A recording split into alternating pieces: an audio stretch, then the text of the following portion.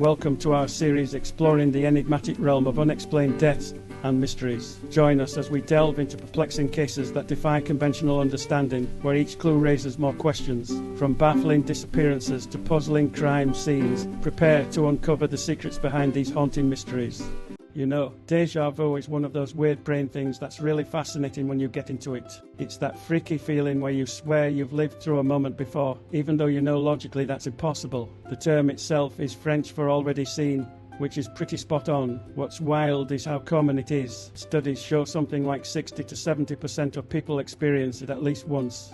It's usually super brief. Just a few seconds where everything feels eerily familiar and you get this sense of unreality, like you're in a dream or something. Scientists have been scratching their heads over this for years, trying to figure out what's going on in our brains. One theory is that it's a memory mismatch.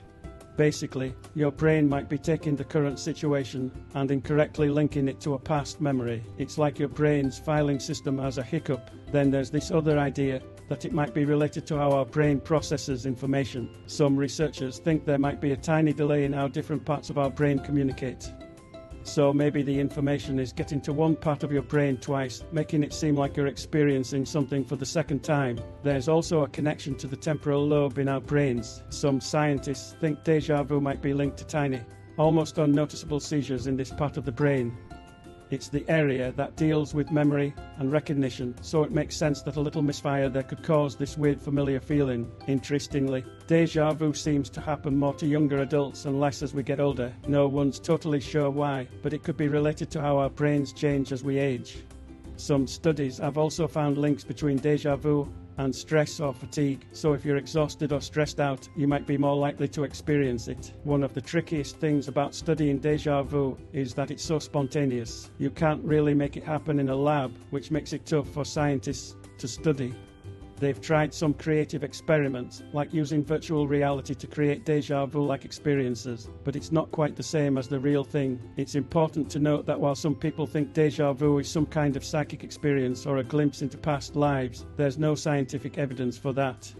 It's more likely just an interesting quirk of how our brains process information and memories. There's still a lot we don't understand about déjà vu, and neuroscientists and psychologists are continuing to study it. Who knows, maybe one day we'll fully understand this weird little brain hiccup. Until then, it remains one of those mysterious and kind of cool things our minds do.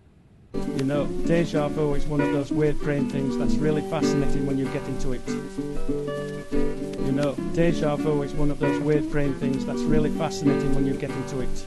Thank you for joining us on this exploration of the unexplained. We hope these mysteries have sparked your curiosity and encouraged you to delve deeper into the unknown. Until next time, stay curious, stay vigilant, and never stop seeking the truth.